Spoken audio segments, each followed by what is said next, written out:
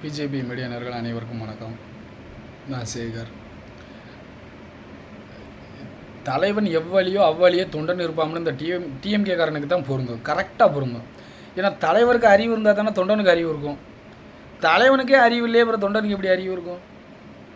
இவங்க இந்த அரிட்டா பெட்டி டங்ஸ்டன் சுரங்க பிரச்சனையில் இவங்க டிஎம்கேக்காரன் தான் அதுக்கு உண்டான எல்லா ப்ராசஸும் பண்ணினது, அது வேணும்னு கேட்டது, அதுக்கு டெண்டர் விட்டு எல்லாம் இந்த இவனுங்க தான்.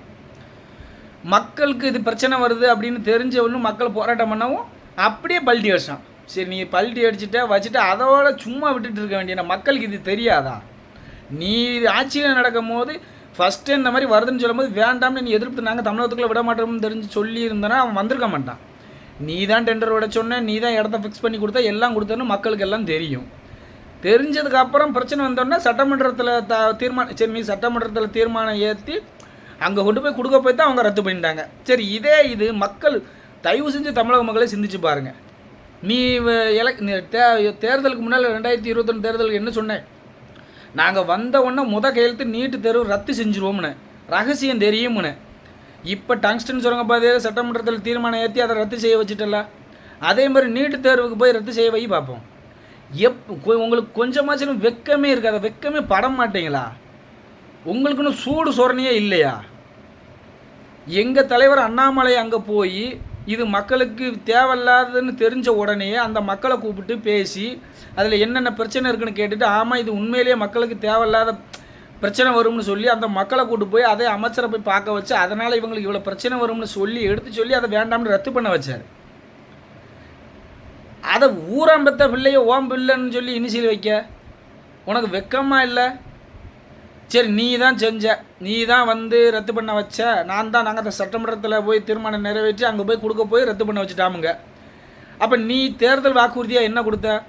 நீட்டு தேர்வை ரத்து பண்ண வச்சுருவோம், எங்களுக்கு என்னன்னு தெரியும்னு இந்த சின்ன தத்தி சொல்லிச்சு. சின்ன தத்தி ஒவ்வொரு நடிகைகளுக்கு பின்ன ஒரு நடிகைக்காக மக்களோட வரி பணத்தை 80 கோடி ரூபாயை மத்திய அரசு கொடுத்த ரூபாயை மத்திய அரசு கொடுத்து நீ மக்களுக்கு பாதிக்கப்பட்ட மக்களுக்கு கொடு, பொங்கலுக்கு ஒரு நிதியாக கொடு. 100 நாள் வேலைவாய்ப்பு திட்டத்தில் பாவம் ஏழை விவசாயி கிராமப்புற மக்கள் வந்து கஷ்டப்படுற மக்கள் தான் அந்த 100 நாள் வேலை வாய்ப்பு திட்டத்துக்கு வருவாங்க. அவனுக்கு போய் கொடுன்னு துட்டை பூரா நீ எடுத்து கார் ரேஸில் விட்டுட்ட. கொஞ்சம் ரூபாய் உங்கள் அப்பனுக்கு பேனா சிலை வைக்க போகிறோம்னா அதில் போய் விட்டுட்ட. நீ எல்லாத்தையும் அழைச்சிட்ட. உன் மருமகன் பிடிங்கி தின்னுட்டான். உன்னை சுற்றி எல்லாவனும் பிடிங்கி தின்னுட்டான். நீ நீட்டு தேர்வை ரத்து செஞ்சிருவோம்னு தேர்தல் வாக்குறுதியில் கொடுத்த. இப்போ இந்த டங்ஸ்டன் சுரங்கப்பாதையில் நீங்கள் தீர்மானம் ஏற்றி இது பண்ண போய் தான் ரத்து பண்ணாங்கன்னு சொல்லுதல்ல, அதே மாதிரி சட்டசபையில் தீர்மானம் ஏற்றி அதை ரத்து பண்ண பார்ப்போம். ரத்து பண்ண எதுக்கு ஊராம்பத்த பிள்ளையே ஓம் பிள்ளைன்னு சொல்லுத? கொஞ்சமாச்சும் யோசிக்க வேண்டாமா? உனக்கு அறிவு இல்லையா? உனக்கு அறிவு இருந்தால் தானே உன்னை பின்பற்றி வர உன் தொண்டனுக்கு அறிவு இருக்கும். அப்படி இல்லைன்னா அந்த மூர்த்தி அண்ணன் அவன் பேர வயசு இருக்கும், எதை போய் தட்டி விட்டுக்கிட்டு இருந்தான்? ஆள் இருக்கும் போதே அங்கே அதை தட்டி விடுதான். ஆள் இல்லைன்னா எங்கெங்கெல்லாம் தட்டி விட்டுருப்பாங்கன்னு தெரியலை. மூர்த்தி அண்ணம்லாம் எப்படி இருக்காருன்னே தெரியல. அப்புறம் அவனை மாதிரி இருக்கும்போது நீங்கள்லாம் எப்படி இருப்பீங்க? டங்ஸ்டன் சுரங்கப்பாதைக்கு போய் எங்கள் தலைவர் போய் உண்மையிலேயே அதுக்கு மக்களுக்கு பிரச்சனை, அதனால் இவ்வளோ மக்கள் பாதிக்கப்படுவாங்கன்னு சொல்லி அங்கே போய் பேசி இது உண்மையிலேயே மக்களுக்கு பிரச்சனை அப்படின்னு சொல்லி அதை தடுதல் பண்ணி விட்டார், கேன்சல் பண்ண வச்சார் எங்கள் தலைவர். நீங்கள் சும்மா வந்து நின்றுக்கிட்டு எங்கள் தலைவரை பற்றி பேசுகிறீங்க. நீட்டு தேர்வு கிராமப்புற ஏழை மாணவர்களுக்கு எவ்வளவு நல்லது. இந்த நீட் தேர்வால் எத்தனை ஏழை மக்கள் வந்து படிச்சுக்கிட்டு இருக்காங்க. நீட்டு தேர்வில் மட்டும் பாஸ் ஆகிட்டா இந்த டிஎம்கேக்காரன் வச்சுருக்க மெடிக்கல் காலேஜில் பூரா துட்டு சம்பாதிக்க முடியாதுங்கிற ஒரே காரணத்துக்காண்டி தான் நீ நீட்டு எதிர்க்க. நீட்டுனால இவ்வளோ பிரச்சனை அவ்வளோ பிரச்சனைங்க. ஏன் ஏழை மக்கள்கிட்ட சொல்லலாம்ல? நீ தரமான ஒரு தனியார் ஸ்கூலில் படிக்கிறவங்க நல்லா படிக்காங்க. கவர்மெண்ட் தனியார் பள்ளிக்கூடத்தில் வாங்குகிற டீச்சர்ஸ் எல்லாம் 6000க்கும் 7000க்கும் வேலை பார்க்கான். கவர்மெண்ட் ஸ்கூலில் பார்க்குற டீச்சர் அவ்வளோ ரூபா சம்பளம் வாங்கிட்டு ஏன் தனியார் ஸ்கூலுக்கு ஈக்குவலாக நடத்த முடியலன்னு ஒன்றால் சொல்ல முடியல. நீ நல்ல ஆசிரியர்களில் போட்டால் தானே. துட்டம் வாங்கிட்டு ஒன்றுக்கு மற்றவங்கள போட்டோன்னா அப்புறம் எப்படி இந்த கவர்மெண்ட் ஸ்கூலில் படிக்கிறவன் ஏன் பெரும்பாலும் யார் படிப்பா? கிராமத்தில் உள்ளவன் படிப்பான். கிராமத்தில் உள்ளவன் யார்? ஏழை பிள்ளைகள் படிப்பாங்க. அப்போ அவங்களோட தரத்துக்கு தகுந்த மாதிரி நல்ல டீச்சர்ஸை போட்டால் தானே அவங்க நல்லா படித்து வருவாங்க. நீட்டு தேர்வு என்ன? நீட் தேர்வும் ஒரு எக்ஸாம், 10ஆவது ஒரு பப்ளிக் எக்ஸாமு, 12ஆவது ஒரு பப்ளிக் எக்ஸாம் மாதிரி நீட்டும் ஒரு எக்ஸாம் தான். அது ஒரு பிரச்சனை. அதை அந்த மக்களுக்கு மாணவ செல்வங்களுக்கெல்லாம் அதை எடுத்து சொல்லி இப்படி தான் படிக்கணும்னு அதை ஒரு அறிவுரை சொல்கிறது நல்ல அரசா? ஐயோ நீட்டு என்ன மெடிக்கல் காலேஜ் யார் வச்சுருக்கா?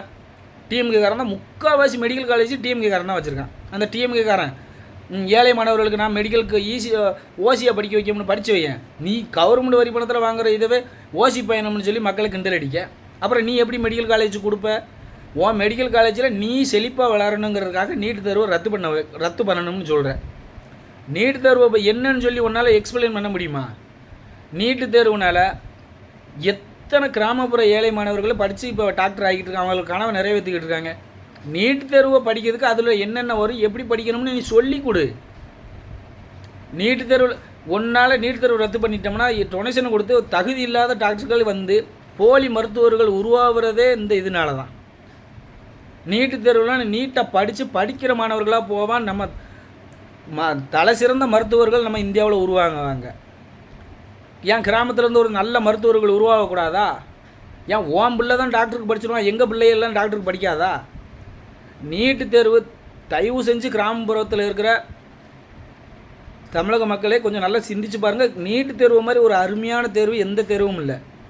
நீட்டு தேர்வும் ஒரு 10ஆப்பு மாதிரியோ 12ஆப்பு மாதிரியோ ஒரு எக்ஸாம், ஒரு பரீட்சை தான். நம்ம எப்படி 10ஆம் கிளாஸுக்கும் 12ஆம் கிளாஸுக்கும் நம்ம பிள்ளைகளை படிக்க வைக்கணும்னு நினைக்கமோ, நல்லா படித்து நல்லா மார்க் எடுக்கணும்னு நினைக்கமோ, அதே மாதிரி தான் நீட்டும் ஒரு தேர்வு தான். அதில் என்னென்ன சிலபஸ் வரும், எப்படி வரும்னு நம்ம எடுத்து சொன்னோம்னா நம்ம பிள்ளைங்க படிக்க போகுது. ஏன் நம்ம பிள்ளைகிட்ட போட்டி போடுறது? என் தனியார் ஸ்கூலில் உள்ளவனுக்கு முடியுது, நம்ம பிள்ளைகளுக்கு முடியாதா? ஏன் நம்ம பிள்ளைங்கன்னா நம்ம பிள்ளை மேலே நம்மளே அவங்க மேலே ஒரு நம்பிக்கை இல்லைன்னா யார் நம்ம பிள்ளை மேலே நம்பிக்கை வைப்பா?